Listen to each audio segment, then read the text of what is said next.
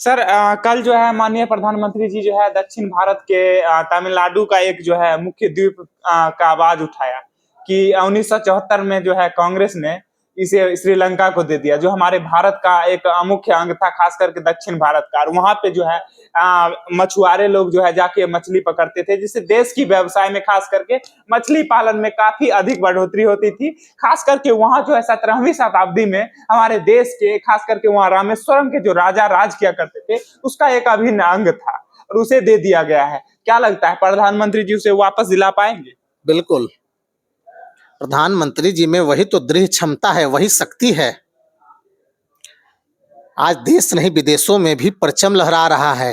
नरेंद्र मोदी जी का परचम, भारतीय जनता पार्टी का परचम आज देश नहीं विदेशों में लहरा रहा है। अमेरिका जैसे संपन्न राष्ट्र भी देश के यशस्वी प्रधानमंत्री आदरणीय नरेंद्र मोदी जी की अगुवाई में घंटों खड़े रहते हैं। केवल अमेरिका ही नहीं, पूरे विश्व में जिस प्रकार से मोदी का डंका बज रहा है और एक एक कार्यों को मोदी जी करने का काम कर रहे हैं, वह स्पष्ट दर्शाता है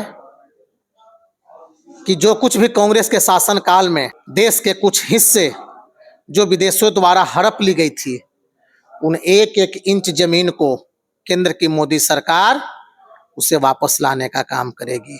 बिल्कुल सर, जब से वो आवाज उठाए तब से तमाम दक्षिण भारत के लोग जो है एकटक लगा के मोदी जी की तरफ देख रहे हैं कि हाँ, हमें अब न्याय मिलेगा। हमारा जो क्षेत्र था, हमारी जो भारतीय है, हमारे मोदी जी ने उसे इस तरह से संबोधित किया कि हमारी भारतीय माँ का जो है अन्याय किया गया, उनके शरीर के कुछ हिस्सों को अलग करने का काम किया बिल्कुल गया। बिल्कुल बिल्कुल, वे सब समझ रहे हैं कि जो मोदी कहते हैं वह करते हैं। प्रधानमंत्री मोदी जी ने कहा था कि हम धारा 370 को समाप्त करेंगे, और कांग्रेस कहती थी बार बार, इनके नेता राहुल गांधी कहते थे कि जब धारा 370 समाप्त होगा तो कश्मीर में खून की नदियां बहेगी।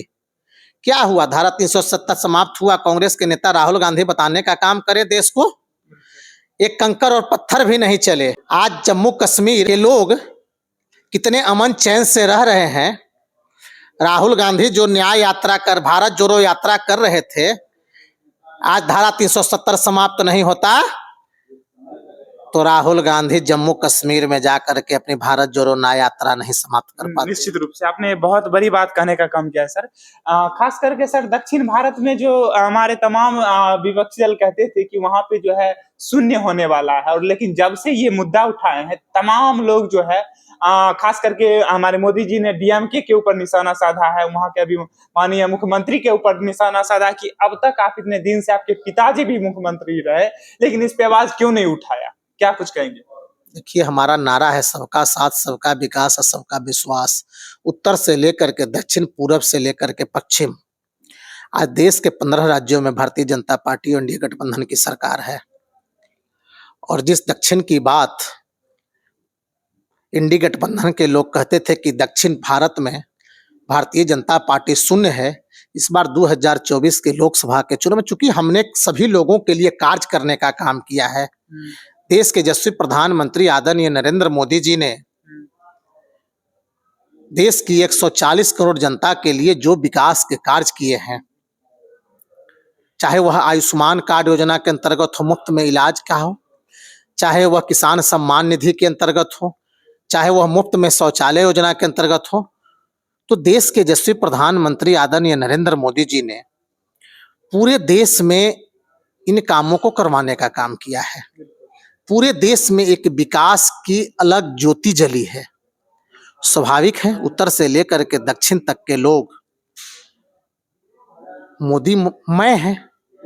सर क्या लगता है चिराग पासवान जी समस्तीपुर लोकसभा सीट में अशोक चौधरी की बेटी जो है संभवी चौधरी को जो है टिकट दिए हैं, सर कैसे वो वहां पे सामंजस्य बिठा पाएंगे? एक तरफ वो पासी समाज से आती हैं, दूसरी तरफ वो भूमिहार समाज की बहू भी हो चुकी हैं, तो ऐसे में कैसे खास करके पासी समाज के लोग जो है इस पे सवाल खड़ा कर रहे हैं कि हम कैसे नेता माने, अपना नेता माने कि भूमिहार के नेता माने? इस तरह का सवाल समस्तीपुर में चल रहा है सर, हम उस क्षेत्र से हैं इसलिए आपसे देखिए, ऐसी कोई बात नहीं है।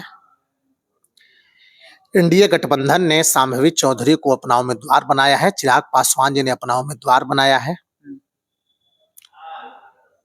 और समस्तीपुर सुरक्षित सीट है। बिल्कुल बिल्कुल। और संभवी चौधरी पढ़ी लिखी महिला हैं, खास करके मंत्री की बेटी और एक आईएएस की यानी पढ़ी लिखी बहू। महिला हैं और सामाजिक कार्यों में उनकी अभिरुचि है। जी। आपने देखा अभी नामांकन भी नहीं हुआ है और क्षेत्र भ्रमण का काम उन्होंने शुरू कर दिया है। लोगों का प्यार, स्नेह, आशीर्वाद उन्हें प्राप्त हो रहा है। किस जाति, किस संप्रदाय से आती हैं, इन बातों पर बिहार की मैटर नहीं जनता करता है। कोई विषय नहीं है।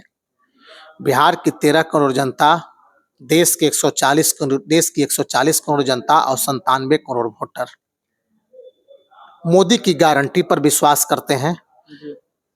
और मोदी की गारंटी पर ही वे वोट देने का काम करेंगे। सर लास्ट एक सवाल जाते जाते पूछना चाहूंगा।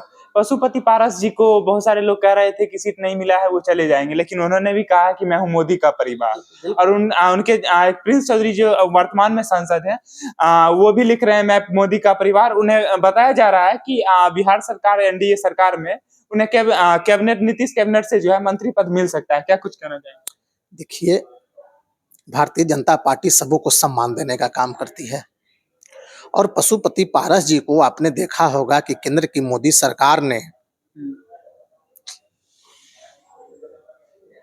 केंद्र में कैबिनेट मंत्री बना करके रखने का काम किया और आज भी देश के यशस्वी प्रधानमंत्री आदरणीय नरेंद्र मोदी के लिए उतना ही सम्मान है पशुपति पारस जी।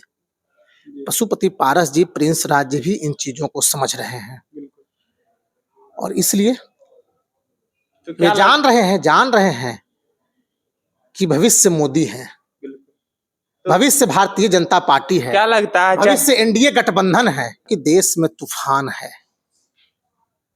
देश में मोदी के विकास कार्यों का एक तूफान चल रहा है।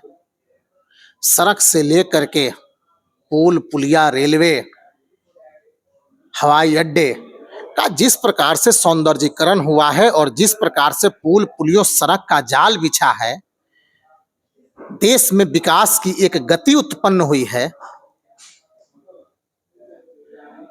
उससे सारे लोग प्रभावित हैं। पशुपति पारस जी भी उससे अछूते नहीं हैं और पशुपति पारस जी का आज भी स्नेह प्यार प्रधानमंत्री देने का काम करते हैं। स्वाभाविक है वो एनडीए गठबंधन के साथ हैं।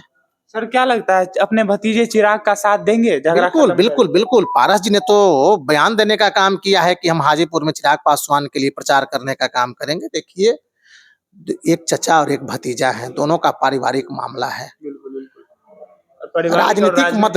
राजनीतिक मतभेद के कारण कुछ दिन अलग हुए, लेकिन अब हमें आशा ही नहीं पूर्ण विश्वास है दोनों चाचा और भतीजा एक होंगे। चलिए, बहुत बहुत धन्यवाद सर। हमारे साथ मौजूद थे पीयूष सर, बीजेपी के प्रवक्ता, और तमाम बातों को इन्होंने जो है खुलासा किया। इन्होंने ये भी बताया कि मोदी की गारंटी क्या है और मोदी का किस तरीके से पूरे विश्व में जो है उनका नाम, वर्चस्व फैलता जा रहा है और अब की बार जो है 400 पार का नारा भी जो है लगता है सफल होने वाला है। इसी बातों के साथ मैं अपनी वाणी को विराम देता हूँ। मैं ऋतुराज, आरजे न्यूज से बने रहें। जय हिंद।